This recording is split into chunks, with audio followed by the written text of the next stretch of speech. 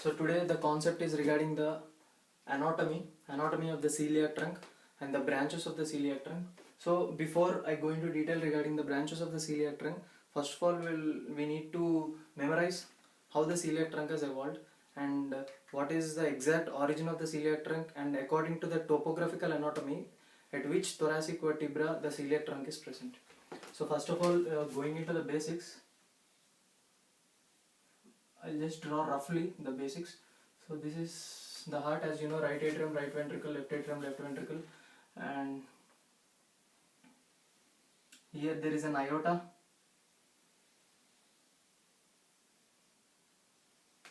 descending downwards. Okay. So now this aorta that is arising from the left ventricle, okay, and this is called as the arch of the aorta, and the aorta that is descending downwards is called as a descending aorta. So this descending aorta and this part is called as the diaphragm. So this descending aorta is divided into two parts due to the presence of the diaphragm. So the part of the descending aorta that is present above the diaphragm is called as the thoracic part, and the part of the descending aorta that is present below the diaphragm is called as the abdominal part. So as you see, if the exact location of heart is here, and this is the aorta, that is arch of the aorta, and it is descending downwards, and this is the diaphragm. So above the diaphragm, the part of the descending aorta is called as the thoracic aorta, and below the diaphragm it is the abdominal aorta. So this is the abdominal aorta. So the topic regarding the celiac trunk is located in the abdominal aorta. So where exactly the celiac trunk is located? First of all, what is the celiac trunk? Abdominal aorta contains three unpaired visceral branches. One of the unpaired visceral branches is the celiac trunk. So the exact location of the celiac trunk is here. So wait a minute, I'll draw it in right. Okay. The exact location of the celiac trunk is this. Okay. This is one unpaired visceral branches of the abdominal aorta. The second unpaired visceral branch of abdominal aorta is this thing, the superior mesenteric artery, and the third one is this thing, the inferior mesenteric artery. And one more thing I forgot is the celiac trunk contains three branches. This is one branch, this is the second branch, and this is the third branch. There are actually three branches of the celiac trunk. Trunk itself gives the meaning that it is giving rise to some branches. This is the celiac trunk, this is the superior mesenteric artery, inferior mesenteric artery. Today's our topic is regarding the celiac trunk, and the topographical anatomy of the celiac trunk is the exact location of the celiac trunk is present at the level of T12, and the exact location of the superior mesenteric artery is present at the level of L1, and the inferior mesenteric artery is present at the level of L3. So this is the basic how the celiac artery has originated, and these three branches of celiac artery we will be discussing now with the diagrams. So I will be drawing the diagrams of the celiac artery and the branches, and labeling of the diagrams will be at the end of the class.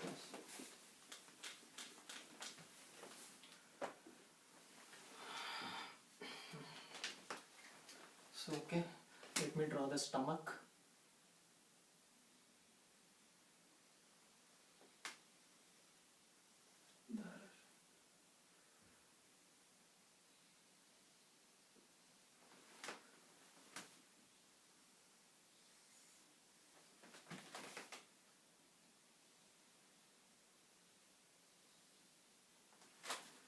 So this is the liver, stomach, duodenum, and the spleen.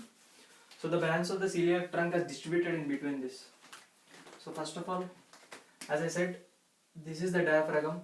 The descending part,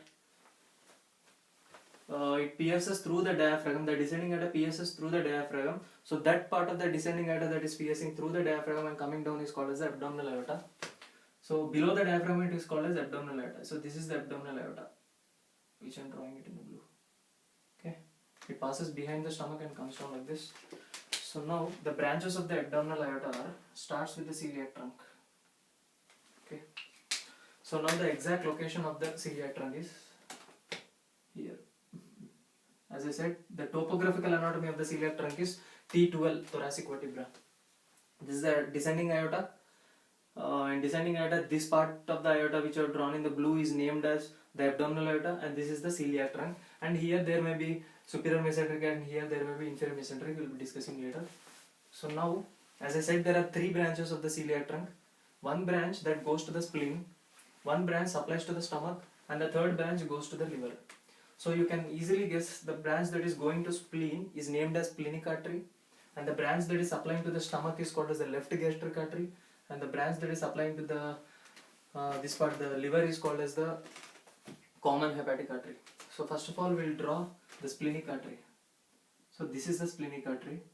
It comes till the stomach and does not pass above the stomach but passes below the stomach. So I'll be drawing it in a dotted fashion.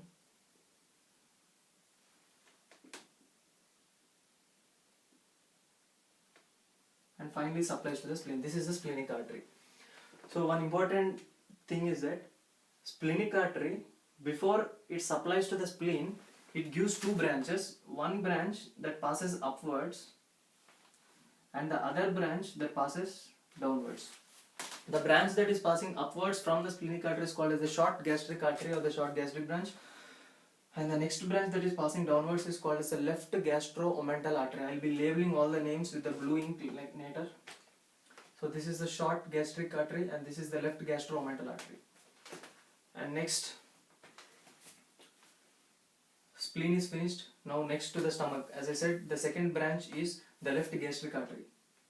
So this is the left gastric artery. This left gastric artery near the esophagus, it turns like this and waits for the anastomos. It is anastomosed by the right gastric artery. I will be showing it now. So this is the left gastric artery. It turns near the esophagus. Okay. And the last and the final branch is the common hepatic artery. This is the important because all major branches regarding this common hepatic artery. So this is the common hepatic artery. Common hepatic artery in turn divides into two branches. One branch goes up, one branch goes down in the same way. So this branch that is going up is called as the hepatic artery proper, and another branch that is coming down, this branch that is coming down is called as the gastroduodenal artery. Common hepatic artery divides into two. One is called as the hepatic artery proper, another one is called as the gastroduodenal artery. This gastroduodenal artery in turn divides into two branches. One branch goes and anastomoses with the left gastro-omental artery. So you can guess the name of this branch. It is the right gastro-omental artery that is anastomosing with the left gastro-omental artery. And another branch is called as superior pancreatoduodenal artery. This is gastroduodenal artery, whereas this has the superior pancreatoduodenal artery, and this is the right gastro-omental artery. This is the left gastro-omental artery. Okay. So as I said, left gastro-omental artery is anastomosing with the right gastro-omental artery. There must be a chance of the left gastric artery anastomosing with the right gastric artery.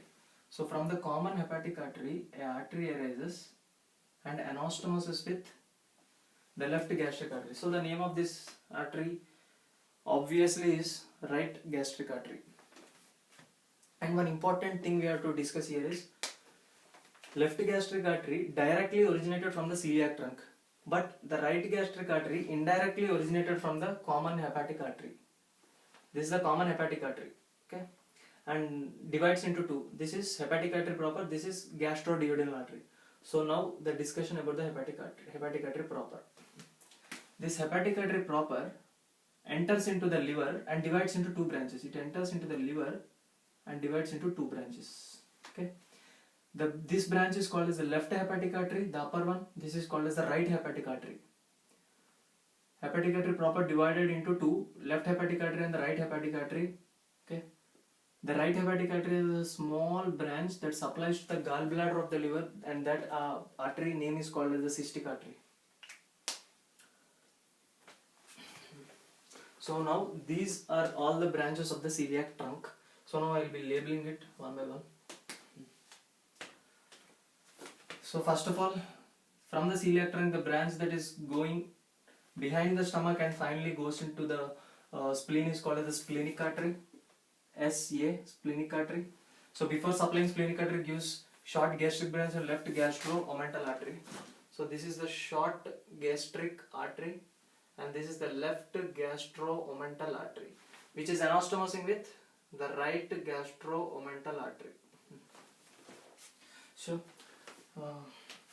this artery is called as the left gastric artery. Left gastric artery that is anastomosing with the right gastric artery. Okay, and next, this is hepatic artery proper, HAP. Hepatic artery proper. Hepatic artery proper divides into not hepatic artery proper, it is common hepatic artery. Common hepatic artery, which divides into two. One is called as hepatic artery proper, and another artery is called as the gastroduodenal artery.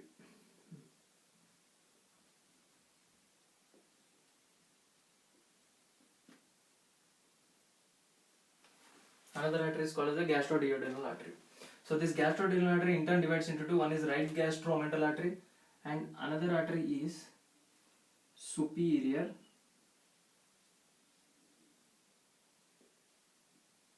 pancreatoduodenal artery.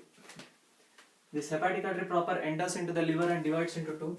This is called as the left hepatic artery and this is called as the right hepatic artery. So this is the left hepatic, right hepatic, which gives a small branch. This branch is called as a cystic artery.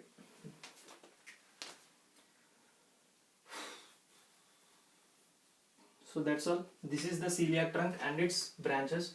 This is the complete Gray's anatomy of the celiac trunk and its branches. So next unpaired visceral branch is the superior mesenteric. Even superior mesenteric has its own branches and importance, and there are two more anastomoses in superior mesenteric artery, important anastomoses, and in the same way inferior mesenteric artery. This is also one more unpaired branch. So that we'll be discussing in the next lecture.